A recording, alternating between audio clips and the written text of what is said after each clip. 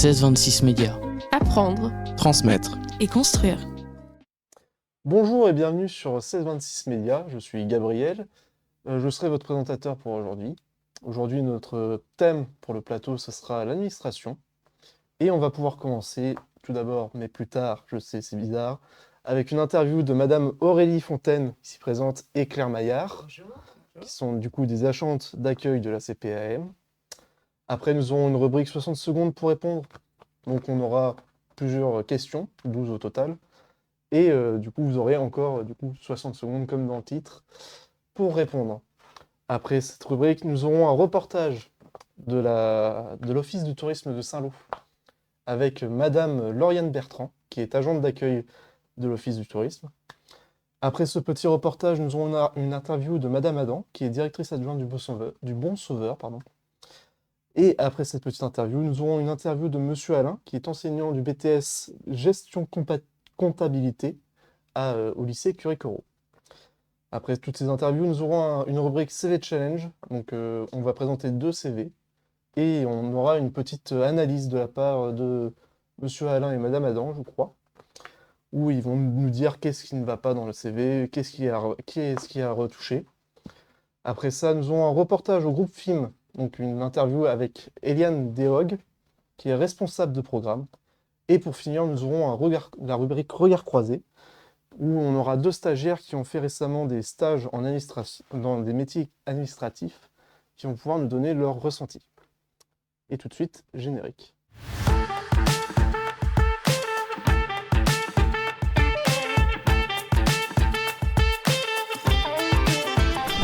Et du coup, nous commençons tout de suite avec une interview, comme j'ai dit, de Madame Claire Maillard, excusez-moi, et de Madame Aurélie Fontaine par Rowan.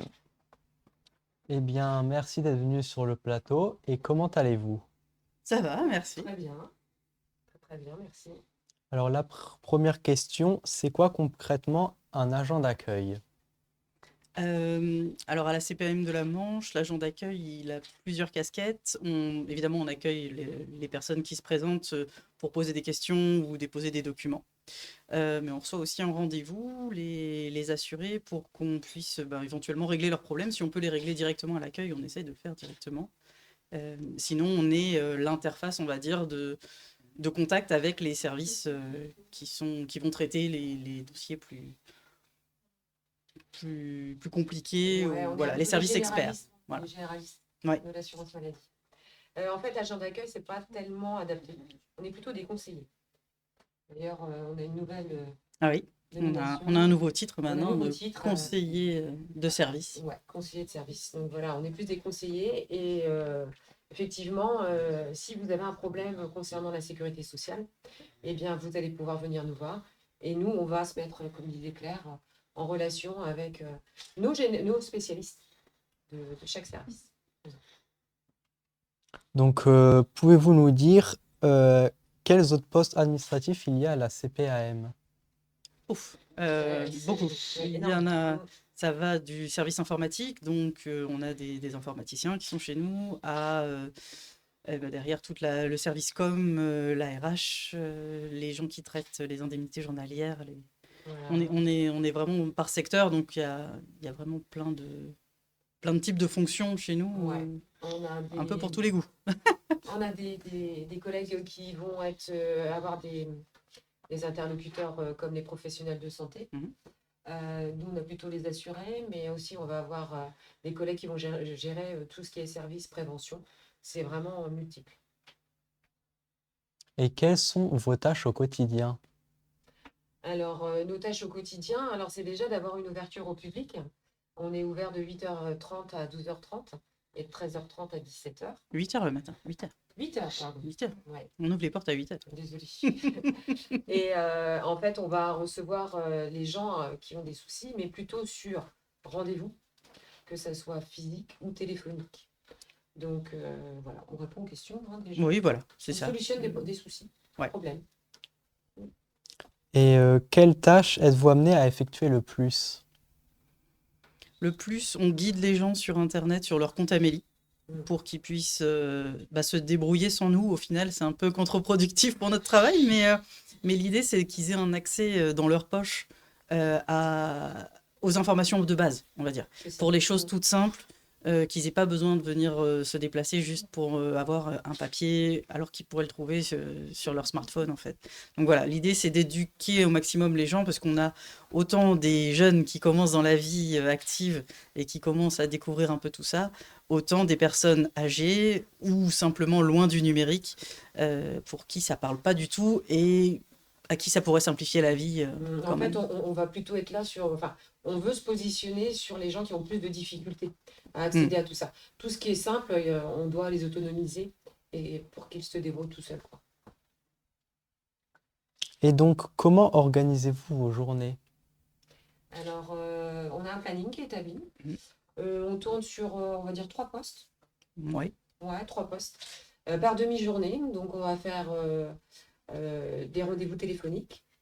On va faire du rendez-vous physique. Et puis aussi, on va être ce qu'on appelle en animation de l'espace numérique, Ouais. où on va accueillir les gens qui n'ont pas rendez-vous. Donc, on va soit les orienter vers l'espace multimédia, soit leur donner une réponse immédiate. On a Donc, aussi des activités annexes de type contacter les assurés dans un listing, on appelle ça des parcours que la CPAM a mis en place dans la Manche pour accompagner des gens dans des étapes de vie un peu particulières, des personnes qui rentrent en invalidité ou alors les femmes qui rentrent dans un parcours de maternité, des choses comme ça pour expliquer un petit peu comment ça fonctionne. Donc ces personnes-là, on les contacte un peu à la débeauté sans qu'elles soient prévenues en avance pour leur proposer justement un accompagnement personnalisé. Donc ça, on a aussi ça de temps en temps sur c'est notre vrai. planning. C'est aller vers, en fait. Ouais. Et donc, quels sont les avantages et les inconvénients de travailler dans le secteur administratif? Franchement, moi, je vois pas d'inconvénients. Euh, Moi, j'en vois pas parce que. Vas-y, dis-moi déjà, ça va peut-être me. les inconvénients, enfin, c'en est pas vraiment un, mais il faut savoir garder son calme. Parce qu'on a des gens bienveillants dans la Manche, on peut pas se plaindre, ça se passe quand même relativement bien dans la grande majorité des cas. Mais quand on a des personnes énervées en face de soi qui viennent nous râler à 2 centimètres du visage de temps en temps, il faut savoir garder son calme. Alors, j'avais pas C'est- pensé à ça parce que je me dis que ça peut être ailleurs pareil. Oui, oui, oui, mais c'est dans les métiers administratifs en règle générale. Donc voilà, que ce soit chez nous ou à la poste ou dans votre banque, c'est, je pense, le même calme qu'il faut garder. Après, on a un confort de vie quand même avec des heures qui sont des heures de bureau, on va dire. Donc, ça reste quand même très agréable à ce niveau-là. Oui, il n'y a pas de travail le week-end, il n'y a pas de Voilà. travail le soir, sauf vraiment exception des événements particuliers qui sont mis en place. Quand on n'avait pas participé au papillon de nuit ou des choses comme ça, où là, en effet, on était... Et puis, ce qui est sympa aussi, enfin, pour ma part, c'est d'avoir en charge un service public, en fait, de pouvoir donner Hmm. quelque chose aux gens, quoi. Ouais. Là, il y a vraiment un sentiment d'être utile, en fait. Il y a des fois, il y a certains métiers où on se dit, bon, on fait des choses, mais les gens ne le voient pas forcément, ça n'a pas de répercussion tout de suite. Là, on a des gens pour qui on peut résoudre un problème tout de suite. Et voilà, Ouais, c'est hyper satisfaisant. c'est du concret et c'est tout de suite. Mm. Voilà. Pas toujours, mais dans la majorité des cas. Et faut-il être diplômé pour travailler dans l'administration? Et si oui, quels diplômes sont demandés? Alors, il n'y a pas un type de diplôme précis. Non, pour moi, c'est bac que- plus 2, je crois. Alors, bac+2, ça c'est sûr. Voilà. Mais on vient, enfin, l'équipe qu'on a d'agents, enfin, de conseillers, on va dire, à l'accueil de Saint-Lô, vraiment, on vient d'horizons différents. Oui, je pense que c'est partout dans la caisse, en Ouais. l'occurrence, Ouais. à la CPM. C'est pas fermé. Ouais, c'est ça. Il y a pas d'obligation d'un diplôme particulier. Bac plus 2, oui, mais je vais pas dire quel qu'il soit, mais presque. Ouais. C'est- Ça reste ouvert. Faut pas se mettre de barrière par rapport à ça quand on veut postuler. C'est pas... Et depuis combien de temps exercez-vous ce métier? Ah, Moi, je m'en fous, c'est 10 ans. ah, moi, j'étais dans ma 17e année. Et que faisiez-vous avant d'être agente d'accueil? Moi, je suis passée par plusieurs emplois, mais principalement, j'ai fait de la banque et j'ai fait prof d'anglais. Alors, moi, j'ai fait de la banque aussi. Donc, je pense quand même qu'il y a ce Mm. petit côté, peut-être. Relation client. Ouais, relation client. Et j'ai été conseillère en insertion aussi, pendant 6 ans. Et vos missions sont-elles similaires à celles des autres branches? Si on parle en termes d'accueil, Oui, en ouais. termes de... Euh, Oui, Oui, il y a quand après, même une ligne de conduite quand même, mais je pense quand même qu'on est un des secteurs de la branche sécurité sociale le plus ouvert oui, au public. oui, le plus accessible en Ouais. premier lieu. Ouais, ouais. Alors, c'est pas pour nous vanter, hein, mais Non, non, mais le fait est qu'il y a On est des quand même- agences qui sont que sur rendez-vous. Voilà, donc nous, on est ouvert, on est là, voilà, du on est lundi au vendredi, on est parfois le avec des horaires réceptacle, fixes. mais Et petite dernière question, quel conseil donneriez-vous à une personne qui souhaiterait travailler dans l'administration? Un conseil. Un conseil ou des conseils pour les jeunes qui souhaiteraient s'orienter vers ce milieu-là? faut pas se mettre de barrières. Faut pas se dire, ah bah non, j'ai jamais fait ça, ou je sais pas faire, ou voilà. C'est des métiers qu'on apprend sur le tas de toute façon. Il y a un savoir-être, On voilà. est formé aussi. On est formé, il y a un savoir-être de base. Oui, en effet, si la première réflexe c'est d'envoyer balader les gens, quand ils vous posent une question, en effet, ça va pas le faire, mais il faut pas se mettre de barrières. Faut y aller et puis, Et puis pas voilà. se dire non plus, administration, j'arrive, je vais avoir la paix, Ah non, je vais ouais. me planquer. Non, Ça, non, ça marche pas comme ça. Si ça a existé un jour, c'est plus le cas. Eh bien, merci d'avoir répondu à nos questions De et je rien. repasse la parole à Gabriel. Merci beaucoup, Rowan. Du coup, maintenant, comme je l'avais dit tout à l'heure, on va passer à la rubrique 60 secondes pour répondre. Je rappelle l'objectif, on va avoir 12 questions. Faut qu'on se fasse rapide, mais on n'est pas très Ouais, c'est ça. Et du coup, on aura 12 petites questions. Bon, Ouais. on va, bref, les réponses, il faudra qu'elles soient brèves, du coup, si on veut répondre à tout. Et ce que je vous propose aussi pour que ça soit un peu plus rapide, c'est qu'on alterne à chaque fois la personne qui répond. Donc vous aurez 6 questions chacune, si je ne suis pas trop nul en maths. Normalement, ça devrait être bon. Voilà, vous avez le timer ici, il est très joli. Alors, vous êtes prêts? Oui, qui commence? Ouais, vas-y. Allez. Vous êtes prêtes? 3, 2, 1, top! Quelle est la mission principale d'un agent d'accueil à CPAM? Répondre aux questions des gens. Si vous deviez résumer votre métier en un seul mot, Service. quelle est la question que vous entendez le plus souvent? Quand est-ce que je vais être payé? L'acte administratif que vous faites le plus? Créer des comptes Amélie. Un document que les assurés oublient souvent d'apporter? Leur carte vitale. L'anecdote la plus surprenante vécue à l'accueil? Ah, il y en a trop. D'accord. Plutôt accueil physique ou téléphonique? Pourquoi? On fait les deux, mais physique, parce qu'on voit les gens. Une idée reçue sur la CPM que vous aimeriez casser? Pas des Le fainéants. café, le café. Bien. L'aspect du métier que vous aimez le plus? Le contact. Le plus gros défi d'un agent d'accueil? De se faire comprendre. Une situation qui demande beaucoup de patience? C'est ça. Pardon, j'ai oublié la question. Une situation qui demande du coup beaucoup de patience. Avoir quelqu'un qui comprend pas ce qu'on essaie de lui expliquer. Est-ce que je fais la dernière question? Et bah du coup, petite dernière question. Un moment où vous avez vraiment aidé quelqu'un? Vous avez vraiment eu le sentiment? Franchement, c'est tous les jours.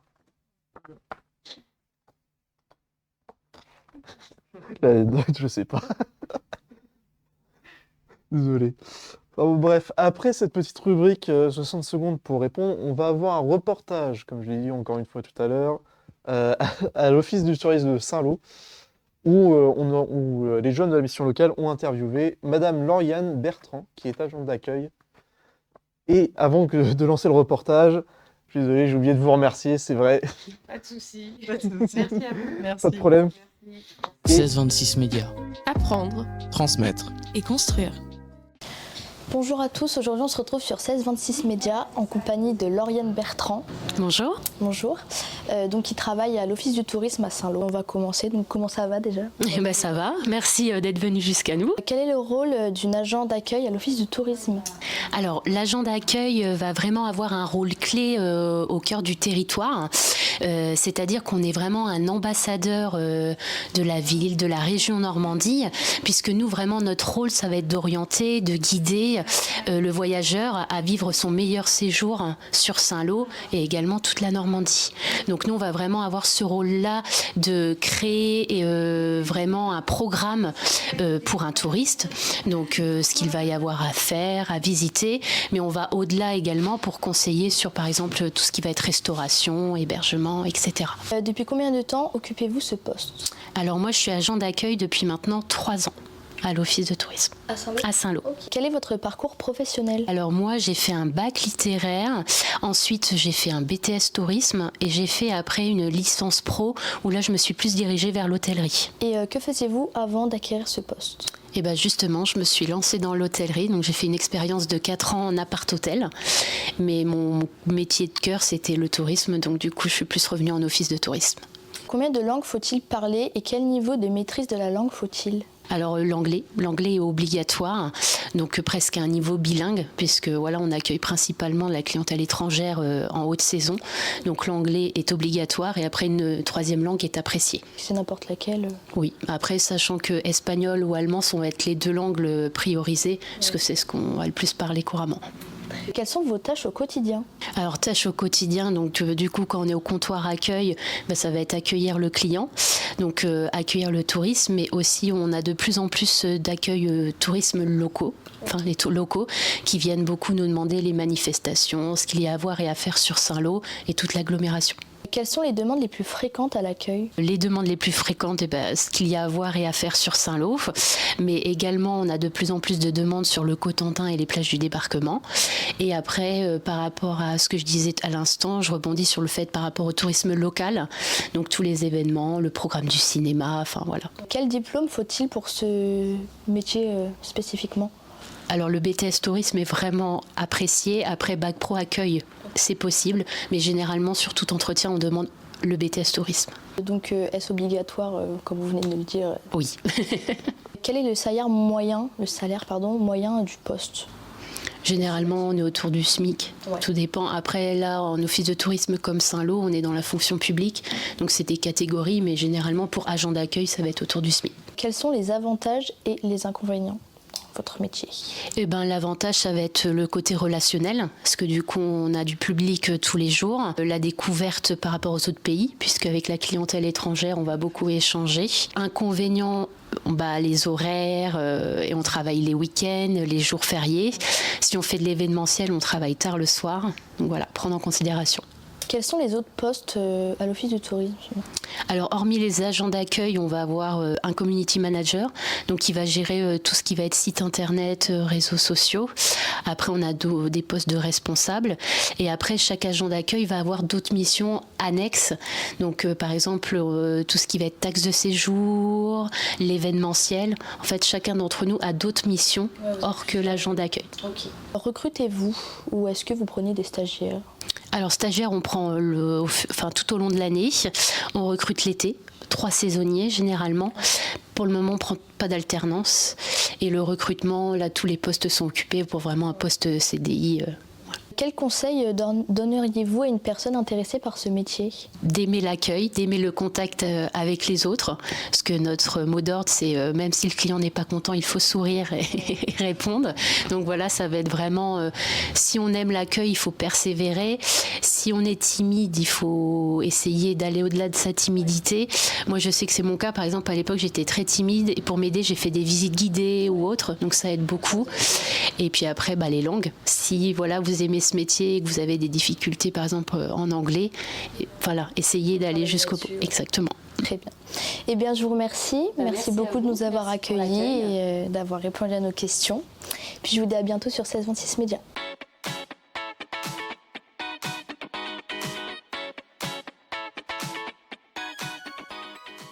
Après ce petit reportage du coup à l'office du tourisme de Saint-Lô, on va du coup avoir droit à une interview de Madame Adam, qui est du coup directrice adjointe au Bon Sauveur, pardon, excusez-moi, et qui sera du coup interviewée par Jessie Wu. Je te laisse la parole. Merci. Donc, comment allez-vous déjà dans un premier temps? Bien, merci, bonjour. Bonjour. Donc, la première question, c'est quel est le rôle d'une directrice adjointe? Alors, c'est un rôle qui est très vaste parce que au niveau des interlocuteurs, donc ils sont multiples et selon les interlocuteurs, le rôle n'est pas le même. Donc, je suis à la fois donc, l'interface avec les familles, avec les élèves et avec les enseignants. Donc, selon mon interlocuteur, eh bien, en effet, je n'ai pas forcément la même fonction. En même temps, on est un petit peu couteau suisse, je dirais, dans le sens où on a une multitude de choses à faire, possibles, que ça soit, par exemple, organiser des calendriers, mettre en place des examens, accompagner des élèves qui ne vont pas bien, rassurer des familles, aider les enseignants aussi quelquefois à dépasser certaines situations, faire des comptes rendus aussi à la direction, puisque l'adjoint n'est pas la direction même. Il y a quand même des nuances. Donc, c'est vraiment un rôle du quotidien, un rôle du terrain, dans lequel une journée ne ressemble jamais à une autre. Voilà, en gros. Donc, quelles sont vos tâches au quotidien? Au quotidien, pour moi, je me dois de me rendre disponible avant tout pour les élèves. Ouais. Je suis en place pour moi, avant tout pour répondre donc à leurs questions, à leurs besoins. Et la porte de mon bureau est systématiquement ouverte et vient me voir qui a besoin de venir me voir. Alors, c'est vrai pour les élèves, c'est vrai pour les enseignants aussi, bien sûr. Je reçois des élèves pour des raisons multiples. Ça peut être quelque chose de purement administratif. J'ai besoin d'une convention de stage. J'ai besoin de vous remettre un document ou j'ai besoin d'un document, une attestation comme quoi j'ai participé à un voyage. Donc, très administratif. Et puis à d'autres moments, c'est plutôt, j'ai besoin à un moment qu'on discute un peu de mon orientation. Je suis un peu perdue. Est-ce que vous pouvez me dire à qui je dois m'adresser ou que pensez-vous si je vais plutôt dans cette voie-là? Donc un rôle de conseil par rapport aux élèves. Quelquefois, c'est du conseil qui va aller toucher sa vie personnelle. Donc, je suis jamais intrusive, par contre, c'est pas mon rôle. Mais si à un moment, un élève me fait part d'une situation qu'il vit, eh bien, ma foi, j'ai aussi, pour moi, l'obligation d'entrer dans cette discussion, de le conseiller, voire même, malheureusement, quelquefois, d'aller au-delà si on a des situations qui peuvent être compliquées et qui peuvent toucher donc, son intégrité, par exemple. Donc ça, c'est plutôt pour la partie élève. Au niveau des enseignants, ma fonction, c'est également de les recevoir, c'est de répondre aussi à leurs questions pédagogiques, c'est d'être aussi dans la coordination de l'équipe, d'être aussi force de proposition. Donc, par exemple, en ce moment, on est sur une réforme du bac professionnel. Et il y a toute une réorganisation de la fin de l'année pour toutes les classes de terminale. Et là, on doit mettre en place un parcours de 6 semaines et on a tout à construire. Alors, évidemment, je dis bien on, je ne suis pas seule à construire. Les enseignants ne sont pas seuls à construire. C'est un travail d'équipe, de coordination. Mais voilà, ce genre de projet, donc, c'est aussi des projets réguliers. Tous les ans, on en a des nouveaux comme ça. Et voilà, je dois avoir une vision globale de tout ce qui se fait au niveau de l'établissement. D'accord. Et quelles sont les compétences nécessaires qu'il faut pour exercer votre métier? Alors, question un peu complexe. Je pense qu'il faut des compétences administratives obligatoirement parce que j'ai quand même une grosse partie de mon travail qui est administratif. Il y a des compétences relationnelles inévitables puisque dans la relation à l'élève, la relation aux collègues, aux enseignants et aussi aux familles, il faut être aussi en capacité d'être dans la bonne posture, dans la bonne relation, dans la bonne distance aussi, par rapport aux élèves, par exemple. Je ne suis pas leur maman. J'ai mes propres enfants. Donc, par contre, en effet, à un moment, il faut être dans l'écoute et une écoute qui soit aussi perçue comme une écoute active par les jeunes. Donc là, il y a vraiment une posture et une distance intéressante. Quelle autre compétence là, vous me prenez un peu de cours. Déjà administrative, relationnelle, d'organisation, bien sûr. puisqu'il faut, voilà ce que je disais tout à l'heure, voir une vision globale et sur l'année, hein, quasiment de ce qui va se passer. Alors évidemment, on ne se laisse pas trop surprendre par les imprévus, donc peut-être cette compétence aussi à moi de réagir assez vite, ou en tout cas le plus rapidement possible, quand eh bien, ce qui avait été prévu ne fonctionne pas. Et pour autant, il faut mettre en place quelque chose. Donc là, en effet, il faut aussi assez vite réagir. Voilà, par exemple, il y en a d'autres, mais bon, voilà quelques-unes. Merci. Est-ce que vous pensez avoir développé d'autres compétences au cours de votre carrière? Ah ben alors, avec les années, oui, obligatoirement. Je pense que celle que j'ai peut-être le plus développée, c'est la patience. Oui. La patience, le calme. J'ai pas un tempérament forcément calme au départ. Et voilà, avec les années, j'ai vraiment appris à me tempérer, véritablement. Et puis aussi à ne pas forcément traiter les situations à chaud, notamment les situations conflictuelles ou les situations qui peuvent être difficiles. Donc, hop, la prise de recul.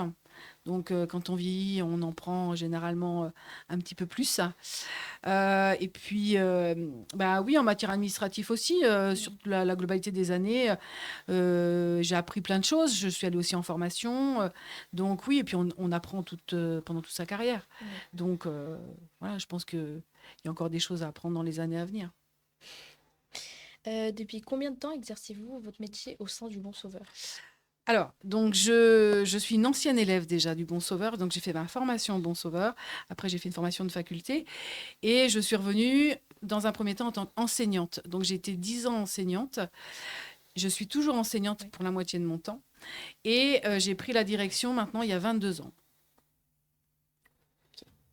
Que faisiez-vous avant d'être directrice adjointe? Enseignante. Vous avez fait que ça? Oui, donc je suis sortie de l'IUFM, qui était dans ces locaux d'ailleurs. Et à la sortie de l'IUFM, en effet, je suis entrée directement sur un poste d'enseignant au lycée du Bon Sauveur. Quelle est la différence entre, donc comme vous avez dit au début, il y a des différences entre directrice et directrice adjointe? Alors, l'adjoint, c'est le bras droit de la direction. Donc, en l'occurrence, sur l'établissement du Bon Sauveur, la directrice, Madame Lelu. Donc, mon rôle par rapport à... Enfin, la différence entre nos deux rôles, c'est qu'elle, bien évidemment, elle a beaucoup plus de responsabilités que moi, c'est clair.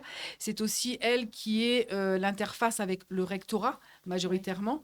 Si moi, de mon côté, j'ai aussi des contacts avec le rectorat, ils sont quand même moins importants que ceux de Madame Lelu. Et puis, je dirais, la grosse différence, je pense que c'est vraiment le terrain. Moi, je suis tous les jours donc sur le lycée, auprès des élèves ou en classe. La direction a un rôle aussi qui se fait aussi en dehors des murs de l'établissement, avec toutes les instances qui existent pour qu'un établissement fonctionne. Donc là, on est vraiment complémentaires, par contre, ça c'est évident, et ça nécessite aussi, en effet, qu'il y ait une relation de confiance importante entre les deux personnes pour que ça fonctionne. Oui. Par quel parcours êtes-vous passé? Donc j'ai fait un parcours de psychologie en faculté, et après donc j'ai fait l'UFM, donc le professorat, et puis voilà, je suis arrivée donc sur un poste d'enseignante. Un parcours classique, somme toute assez simple et direct, puisque j'ai pas fait un autre métier avant, et je suis toujours restée sur cet établissement. Oui. J'ai pas changé d'établissement. J'ai fait 1 ou 2 remplacements en parallèle sur d'autres établissements sur des temps très courts. Et puis très vite, j'ai eu un poste qui m'a été proposé à temps plein. Et j'ai passé le concours pour me titulariser. Et voilà, quoi. Très bien. Dans votre OBS, il y a un BTS administration. Quel est le contenu? Alors, le titre du BTS, c'est BTS SP3S, Services et prestations des secteurs sanitaires et social. Donc, c'est un BTS qui fonctionne par bloc de compétences et qui permet donc d'accéder donc à des métiers, par exemple, comme nos deux collègues là, qui ont témoigné avant nous sur des postes d'accueil, à la CPM par exemple.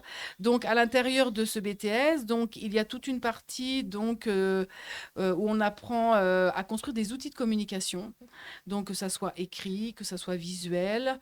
On apprend donc aussi toutes les techniques pour avoir un oral comment dire, correct, hein, que ce soit donc par rapport à des interlocuteurs, par rapport à des partenaires, entre collègues, etc. Il y a tout un travail et tout un contenu autour des politiques sanitaires et sociales, toute une partie sur la connaissance des publics qui fréquentent les structures sanitaires et sociales donc, du territoire, toute une partie gestion, gestion financière, comptabilité, et une partie donc ressources humaines. Donc ça, c'est pour les matières professionnelles. Et puis après, comme tout BTS, il y a une LV1, donc il y a de l'anglais, il n'y a pas de LV2, et de la culture générale aussi. Voilà. Très bien. Quels sont les prérequis pour ce BTS? Alors, au niveau des prérequis, donc on est en effet sur des personnes qui ont envie de travailler dans des administrations, en tout cas dans des structures sanitaires et sociales. Donc, il faut avoir une certaine appétence pour le numérique, par exemple, puisque tous les outils de communication dont on parlait tout à l'heure, tout se fait sur numérique, bien évidemment. Donc, il faut avoir cette appétence pour le numérique. Il faut aimer la relation à l'autre, puisqu'on a énormément de travail aussi en lien avec l'autre, avec l'usager, avec le client. Donc, la relation, elle est importante.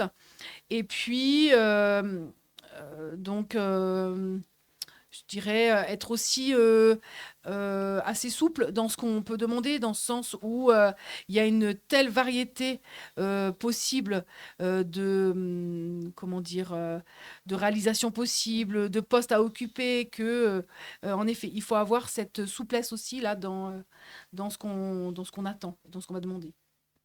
Très bien.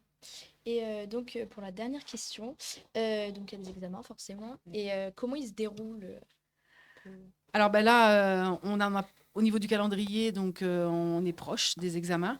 Donc il y a des examens qui ont lieu donc en CCF, en cours de formation. Donc c'est le cas par exemple pour les profs d'anglais. Donc il y a un écrit et un oral. Et le prof d'anglais aborde dans ses contenus donc des contenus en lien avec le milieu et le secteur sanitaire et social. C'est orienté. Il y a donc des épreuves plutôt, on va dire, techniques, pratiques. Donc, parce que les jeunes, pendant leur stage, donc ils ont 2 stages en information, ont des outils à construire. Par exemple, des fiches techniques, et ils vont avoir un oral en fin d'année sur une présentation de ces fiches techniques sur lesquelles eh bien, ils vont être interrogés sur un certain nombre de compétences. Et puis, il y a toute une partie propre à des écrits. Donc, il y a 3 gros écrits. Donc, il y a l'écrit de culture générale, il y a un écrit sur les politiques et un écrit sur la gestion. Et un dernier oral qui clôture l'ensemble des épreuves, qui est un oral de projet, qui fait toujours aussi écho à un stage qui a été fait pendant lequel chaque jeune a dû mener tout ou partie d'un projet. Donc, un projet de communication, un projet d'organisation. Et voilà, et cet oral donc, clôture l'ensemble des examens. Très bien. Eh bien, moi, c'était tout pour les questions. Je vous remercie d'avoir répondu et d'être venu. Et puis, je vais repasser la parole à Gabriel. Merci beaucoup, Jessilou. Du coup, on va continuer dans le même thème, hein, le thème scolaire, du coup, avec Monsieur Alain, qui est du coup enseignant de BTS comptabilité et gestion, si on ne pas se tromper, et qui sera du coup interviewé par Flora. Je te laisse la parole. Merci Gabriel. Bonjour Monsieur Alain, Bonjour. comment allez-vous? Ça va très bien, on est très bien accueillis ici. Première question, quels sont les prérequis pour ce BTS? Alors le premier prérequis, c'est d'abord d'avoir le baccalauréat, donc qui peut être un baccalauréat général, professionnel ou technologique. D'accord. Donc si c'est un baccalauréat général, il n'y a pas de spécialité particulière nécessaire. Dans le baccalauréat technologique, c'est plutôt un baccalauréat technologique STMG, sciences et technologies du management et de la gestion. Et puis enfin, ça peut être un baccalauréat professionnel. Donc là, on est plutôt sur des baccalauréats type Agora, donc plutôt assistant dans la gestion des organisations. D'accord. Du coup, en quoi consiste le BTS comptabilité-gestion, pardon? Alors, Quel en est le contenu? le BTS comptabilité-gestion, il y a deux mots dedans, comptabilité et gestion. C'est pas du tout la même chose. La comptabilité, c'est plutôt, alors pour simplifier, hein, on est bien d'accord. La comptabilité, c'est vraiment les opérations qui sont faites au quotidien, plus en fin d'année. Au quotidien, ça va être l'enregistrement dans les comptes des factures, les enregistrements aussi des paiements qui sont faits de la part des clients, qui sont faits aux fournisseurs, qui sont faits à l'État, aux salariés, etc. Et ça permet en fin d'année d'obtenir deux documents très importants dans la comptabilité. Le bilan, qui est l'état du patrimoine de l'entreprise, ce qui lui appartient et ce qu'elle doit. Et puis le compte de résultat qui permet de savoir pour une année si l'entreprise a fait un bénéfice ou une perte à la suite de ses ventes et de ses achats. Donc ça, c'est toute la comptabilité. Quant à la gestion, alors moi j'ai l'habitude de dire que la gestion, c'est plutôt alors deux aspects. Il y a un aspect, là le comptable devient, alors s'il est aussi gestionnaire, il va être un peu le médecin de l'entreprise. Il va regarder le bilan et le compte de résultat et essayer de voir si l'entreprise va bien ou si elle va mal, et notamment si elle va mal, proposer des solutions d'amélioration. Donc, par exemple, quand on a un bilan, un compte de résultat qui fait apparaître un bénéfice de 100 000 euros, si on vend deux produits, on peut en avoir gagné 50 000 grâce à un produit et 50 000 grâce à l'autre, mais ça peut être aussi un produit qui nous a fait gagner 120 000 et l'autre qui nous a fait perdre 20 000. Ça fait toujours un bénéfice de 100 000.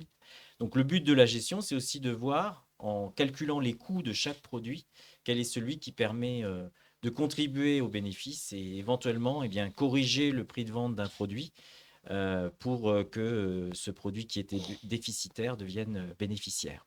D'accord. Quels sont les points positifs de ce BTS?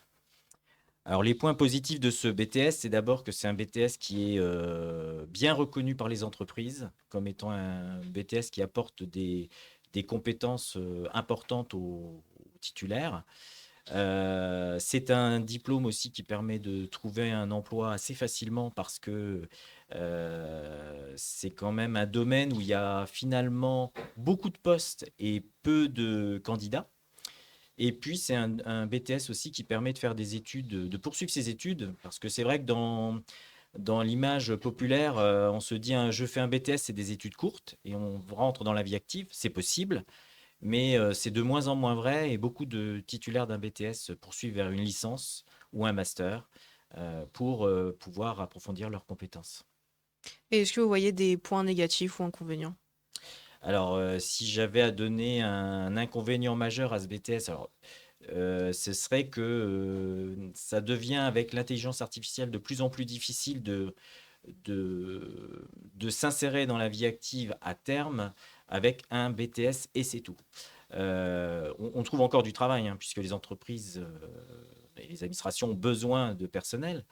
Mais c'est vrai que, par exemple, les factures maintenant sont enregistrées quasiment automatiquement et c'est plus du contrôle de l'écriture qui a été opéré que de la faire soi-même. Donc on gagne beaucoup de temps, donc il y a moins besoin de personnes pour ce type de poste, d'où la nécessité d'approfondir ses études. Très bien. Et durant du coup le BTS, faut-il une période de stage? Alors oui, il y a le BTS qui se prépare en 2 ans, contient 10 semaines de stage. Donc en règle générale, les établissements, en tout cas chez nous, c'est comme ça. Au lycée Curie-Corot de Saint-Lô, on fait 6 semaines de stage en première année et 4 en deuxième année. D'accord. Donc 6 semaines en fin de première année et 4 semaines en deuxième année. Et est-ce que c'est du coup les élèves qui recherchent les entreprises ou c'est géré par les enseignants, formateurs ou autres? Alors, dans un premier temps, on laisse les étudiants rechercher parce que il faut aussi qu'ils s'investissent dans la recherche. Puis en plus, ils ont aussi des contraintes géographiques parfois. Ils ont des secteurs d'activité qui les intéressent plus que d'autres. Et puis ensuite, si vraiment ils sont dans la difficulté, alors là, on intervient. On a quand même une bonne base de données dans la mesure où l'an prochain, le BTS Comptabilité Gestion de Saint-Lô fêtera son 50e anniversaire. Donc, on a quand même sur le département de la Manche et le Calvados de nombreux anciens étudiants qui travaillent dans les entreprises, les cabinets comptables, les associations, les administrations Et donc, ils peuvent, dès qu'ils voient un CV avec le lycée Curie-Corot et le BTS Compta-Gestion, eh bien, ils pensent à accueillir un jeune qui fait les mêmes études qu'eux. Bah, c'est parfait. Est-ce que les élèves sont rémunérés? Alors non, ils ne sont pas rémunérés. Néanmoins, au sein de notre lycée et dans d'autres lycées, c'est le cas aussi. De plus en plus, on a des places pour les étudiants qui voudraient faire avec un contrat d'apprentissage la préparation à ce BTS. Donc, par exemple, dans notre section cette année, nous avons 2 étudiants qui sont apprentis en première année et 3 en deuxième année. Donc, ils sont rémunérés de ce fait. D'accord. Y a-t-il des alternatives au BTS et si oui, lesquelles? Alors, à ce BTS, il y a un BTS qui est assez proche. S'il y avait un BTS qui était le plus proche, ce serait le BTS GPME, gestion de la PME, qui se prépare dans le secteur au lycée Sivard de Beaulieu à 40 ans, et qui est un BTS où il y a une partie gestion quand même importante, même si c'est pas aussi poussé, puisque c'est pas le seul thème des compétences dans ce BTS. Il y a également une partie commerciale et une partie purement administrative. Donc, parce que la comptabilité et gestion, c'est une partie administrative, mais plus chiffrée. Et donc, il y a la partie un peu secrétariat administratif qui existe aussi dans le BTS gestion de la PME. Donc, celui qui veut qui veut plutôt avoir une triple casquette, je dirais, une casquette un peu commerciale, administrative et comptable, peut aller vers ce BTS. Par contre, il est peut-être plus tourné vers les petites organisations. D'accord. Jusqu'à quel âge peut-on faire ce BTS? Il n'y a pas d'âge, parce que moi j'ai même eu une étudiante qui était, je crois, peut-être pas plus âgée que moi, mais à peu près de mon âge. Donc en fait, on peut le préparer jusque très tard, hein, puisque on peut même le préparer ce qu'on appelle en VAE, validation des acquis par l'expérience. Ce sont des personnes qui n'ont pas le BTS, mais qui, dans le cadre de leur vie professionnelle, ont pu exercer des tâches en rapport avec ce diplôme, et donc préparent un dossier où ils mettent en avant devant un jury leurs années d'expérience professionnelle et prouvent et obtiennent, dans ce cas-là, le BTS par leur expérience. D'accord. Est-il possible de redoubler ou de repasser la formation? Oui, tout à fait. On a des redoublants de temps en temps. C'est tout à fait possible. Et pour terminer en dernière question, quels sont les débouchés suite à ce BTS? Alors, ils sont nombreux. D'abord, comme je vous le disais tout à l'heure, il y a des étudiants qui poursuivent en licence, en master. On peut se diriger vers le DCG, diplôme de comptabilité de gestion, et le DSCG, et qui sont des diplômes qui mènent vers l'expertise comptable. Donc, c'est la médecine de la comptabilité, hein. Et puis après, vous avez également des étudiants qui partent en licence dans des domaines qui sont un petit peu annexes, vers la logistique, qui peuvent aller vers la paye, vers le contrôle de gestion, donc quitter la compta et aller plutôt vers la gestion. Donc en fait, il y a multiples possibilités. Et sur le terrain, eh bien, comme j'en parlais tout à l'heure, on peut aller vers les entreprises, les cabinets comptables, les associations, les entreprises agricoles aussi, hein, les collectivités locales. Donc il y a vraiment une multitude de possibilités. Et en plus, puisqu'on peut travailler puisque toutes les entreprises ont des services comptables, en fait, on peut travailler dans n'importe quel domaine d'activité. Très bien. Bah, je vous remercie d'avoir répondu à mes questions. De rien. Et je repasse du coup la parole à Gabriel. Merci beaucoup. Alors, j'ai une dernière rubrique pour vous deux, qui s'appelle du coup le CV Challenge. Je vous ai déjà montré ces 2 jolis de CV, hein, magnifiques. Et du coup, je vais vous les remontrer. Et j'aimerais que vous nous disiez qu'est-ce qui ne va pas avec les CV, qu'est-ce qui serait à améliorer, qu'est-ce qui serait positif dans le CV. Bref, c'est tout ce que vous auriez à dire, tout ce que vous auriez pu analyser. Et tous aussi, tout ce qui n'est à absolument pas faire. Alors la première chose qui nous a frappé, c'est la forme du document. En fait, le CV de gauche est beaucoup plus agréable à lire. On y retrouve plus facilement les informations. Tandis que celui de droite, qui est presque anonyme d'ailleurs, hein, puisqu'il n'y a pas de photo non plus, eh bien, on cherche beaucoup plus l'information. Il y a moins de lisibilité, même au niveau de la police de caractère, donc c'est un peu plus fouillis.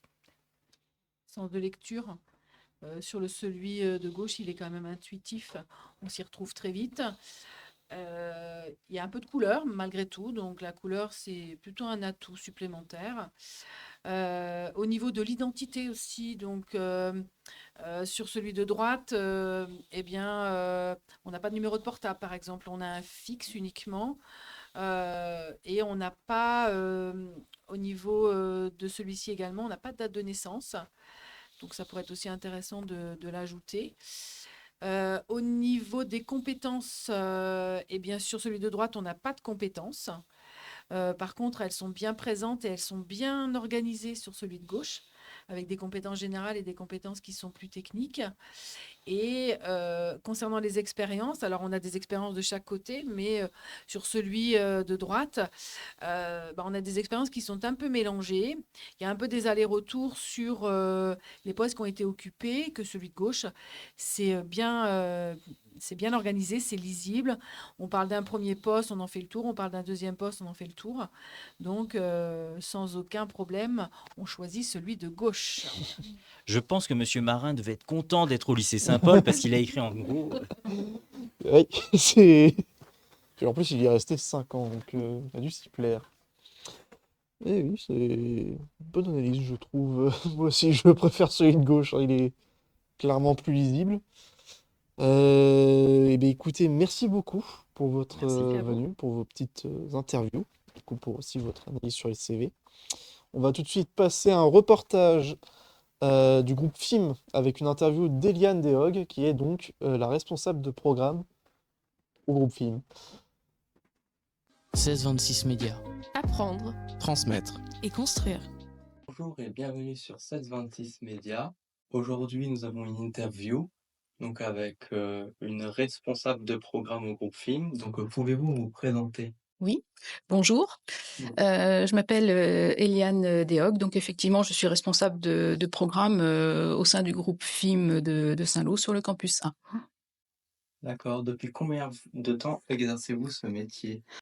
Alors, je suis au FIM depuis 20 ans et j'exerce la responsabilité de responsable de programme depuis 10 ans. D'accord. Et que faisiez-vous avant? Alors, auparavant, donc j'ai travaillé dans le domaine administratif en tant que secrétaire de direction. Voilà. Et puis j'ai souhaité changer de voie après plusieurs années d'expérience et m'orienter vers la formation et l'accompagnement des jeunes. Et quelles études faut-il faire pour parvenir à ce poste? Je dirais qu'il n'y a pas d'études prédéfinies. En fait, ici au FIM, on demande des gens qui ont de l'expérience dans le métier par rapport à la formation ou le cursus qu'ils vont suivre. Et puis, bien les compétences, il faut un sens de l'organisation, il faut être en mesure de décliner un référentiel en contenu de cours. On doit être aussi en mesure de planifier, donc il faut avoir un sens de l'organisation important. Il faut être en mesure également d'accompagner les jeunes, mais aussi d'accompagner nos formateurs, voilà, pour qu'ils se sentent bien chez nous et que tout se passe bien. Est-ce que les études, c'est obligatoire ou c'est vraiment simple plus? Alors, je dirais qu'aujourd'hui, les études sont nécessaires. Pour accéder à ce poste de responsable, comme je disais tout à l'heure, il n'y a pas d'études prédéfinies, hein. On part d'une expérience professionnelle et puis après, on a une appétence pour le domaine de la formation. Est-ce que ces études donnent accès à d'autres voies professionnelles? Oui, bien sûr, oui. Pour ma part, j'étais en mesure d'accompagner des chefs d'entreprise au quotidien dans la gestion de leurs entreprises, etc. Donc, on peut travailler dans tout domaine, en fait. Et quelles sont vos tâches au quotidien? Alors, au quotidien, donc effectivement, la planification des cours, l'organisation des séances pour nos formateurs ainsi que pour les élèves, l'accompagnement des jeunes. Également, nous accompagnons les intervenants, comme je le disais tout à l'heure, les relations avec les entreprises, puisque les formations que nous proposons sont en alternance.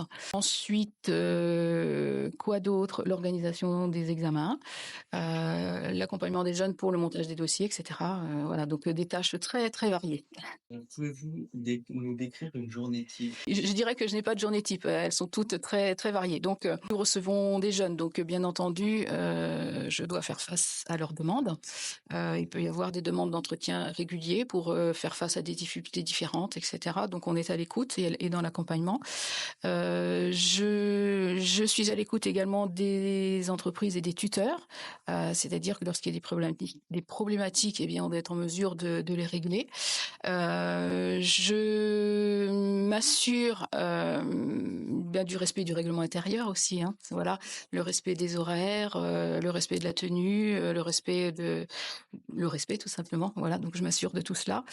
J'accompagne mes formateurs également pour qu'ils se sentent bien chez nous. Sur quelle formation travaillez-vous au groupe FIM? Alors, je gère deux formations. Donc, une formation qui est un BTS gestion de la PME. Donc là, il s'agit de former des jeunes qui sont en mesure d'accompagner des chefs d'entreprise dans la gestion de leur entreprise au quotidien. Et la deuxième formation que j'accompagne, donc c'est un BTS MCO, donc management commercial opérationnel. Donc là, il s'agit de travailler dans un commerce. Et donc là, on tend à aller vers les fonctions de manager ou de responsable de rayon. Voilà, donc ce sont les deux formations que je gère ici au FIM au Campus 1. Et quels sont les avantages et les inconvénients de travailler dans le secteur administratif? Alors, sur le secteur administratif, donc les avantages, eh bien, c'est la diversité des tâches. C'est-à-dire qu'on ne s'ennuie pas dans un travail administratif. Il y a toujours des choses différentes à régler, à mettre en place. L'organisation du travail, la gestion des incidents, des aléas, etc. Donc, c'est très, très enrichissant.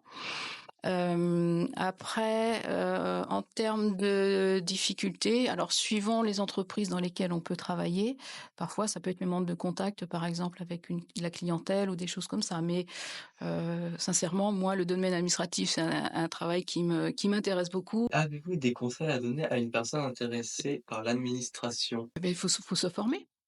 Il faut se former. Donc, les tâches étant très variées, on peut aller vers des fonctions comptables, vers des fonctions plus administratives, des fonctions plus commerciales, etc. Donc, il y a plein de possibilités, suivant le secteur d'activité de l'entreprise dans laquelle on va travailler.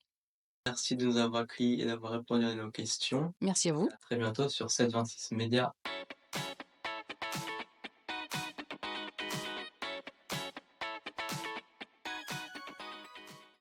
Rebonjour, re-bienvenue sur, sur le plateau 1626 Média. Du coup, maintenant, nous sommes accompagnés de Justine et Marie. Désolé, j'ai oublié les prénoms, je suis désolé. Et qui vont nous accompagner pour faire la rubrique Regard croisé.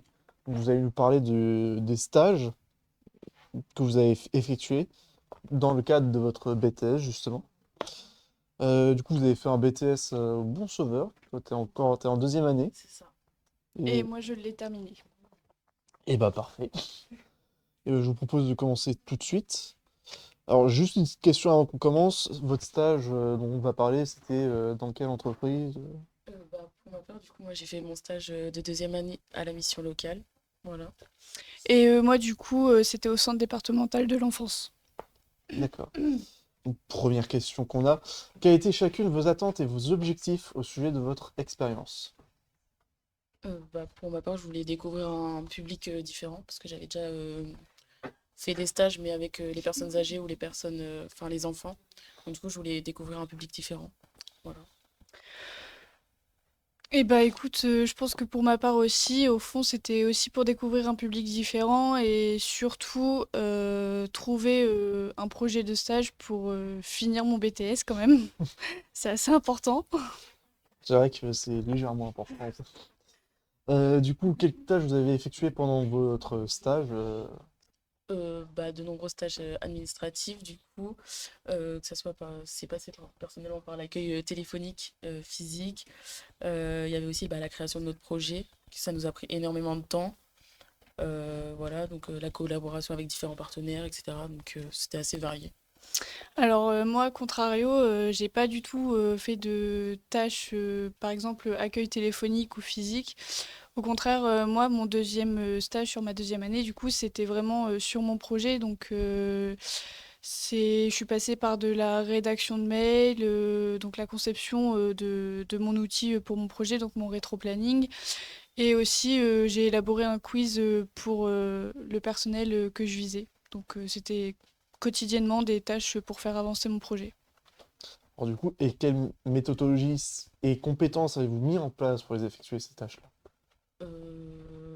Du coup, on s'est aidé de nos cours. Oui, clairement, hein, quand on parle de méthodologie, on pense plutôt aux cours. Enfin, Donc, au niveau on travaille par bloc. Donc, du coup, au niveau de la com, donc ça sera plutôt bloc 1. Après, au niveau de tout ce qui est, pour ma part, comme ami sur lequel il y a des dispositifs, donc les politiques, donc le bloc 2, le bloc 3. Pour notre projet, le bloc 2 aussi. Enfin, voilà quoi. Quels ont été du coup vos résultats obtenus lors de votre expérience? alors moi, du coup, mon rétro-planning, il a été diffusé aux cadres et chefs de service de la structure où j'étais. C'est un projet qui a bien fonctionné parce qu'ils ont quand même bien adhéré à mon outil. Donc forcément, il y a eu des réajustements, mais dans l'ensemble, c'était assez positif. Et pour ma part, différents dispositifs. Aussi le contact avec les jeunes. Et aussi au niveau de mon projet, oui. Donc tout ce qui est montage de projet, etc. Enfin, voilà, c'est assez varié. Et du coup, qu'est-ce que vous retenez par exemple de votre stage? En termes d'expérience, Oui.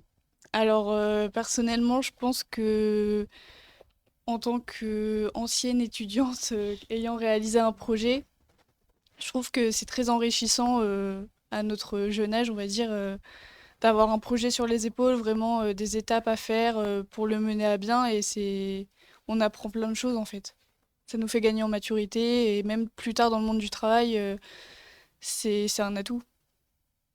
Et pour ma part, mon stage va m'orienter vers un métier que j'ai découvert à la mission locale. Donc du coup, voilà. Alors, quels ont été les principaux défis que vous avez pu rencontrer dans votre stage, donc les principaux obstacles? Alors, moi, c'est un défi, entre guillemets, qui est pas contrôlable, mais par exemple, le temps de réponse des cadres et des chefs de service, ça a pêché parce que du coup, ça m'a retardé sur mon projet, mais c'est pas forcément quelque chose qui est contrôlable. Donc, je sais pas si on peut dire que c'est un défi, mais... Et moi, l'intégration dans la structure et aussi répondre correctement aux attentes du public qu'on côtoie.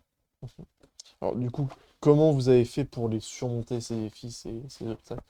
Je sais que du coup, bon bah, Bah, il n'y a pas tellement, il y a pas 36 000 solutions, hein. J'en ai parlé avec, avec ma maître de stage. On a vu ensemble ce qu'on pouvait faire. Elle a relancé de son côté, j'ai relancé du mien et on est parti sur d'autres pistes. Et puis voilà quoi. Et puis au fur et à mesure du temps, on commence à bien connaître la structure dans laquelle on vient faire notre stage. Donc ça se fait avec le temps, quoi. pardon. Comment vous évaluez-vous dans chacune de votre expérience, votre propre expérience? Enrichissante. Ouais, principalement enrichissante. Et puis bah, comme j'ai dit tout à l'heure, on s'en rend pas forcément compte sur le moment, mais ça nous apporte plein de choses, même dans notre vie personnelle en fait. Mhm. Ça nous apporte plein de nouvelles compétences. Ouais, le principal mot, ce serait enrichissant. C'est ça. Alors, y a-t-il des choses que vous aimeriez changer ou améliorer à l'avenir? Alors personnellement, si j'avais un nouveau projet à gérer, ce serait l'organisation que j'en ferais. C'est une grosse barre d'organisation. Peut-être, du coup, nous, notre stage de deuxième année était basé sur notre projet. Donc, peut-être y penser avant le stage. Voilà. Bah écoutez, c'est la fin de cette rubrique. Merci beaucoup d'avoir répondu, toutes les deux. Bah merci à vous. Pas de problème, je peux me tutoyer. Et c'est du coup la fin de ce plateau. On remercie chaleureusement tous les invités qui sont venus, qu'on a interviewés. Donc Aurélie Fontaine, Claire Maillard, Madame Adam, Monsieur Alain, Justine et Marie aussi. Mais également les différentes personnes qui ont accepté d'être pris en reportage. Donc Lauriane Bertrand et Eliane Dehog, ainsi que toute l'équipe du 1626 Média qui a participé à la création de ce plateau et qui est donc derrière les caméras. On vous fait coucou. Voilà. Et je vous dis à très bientôt sur 1626 Média.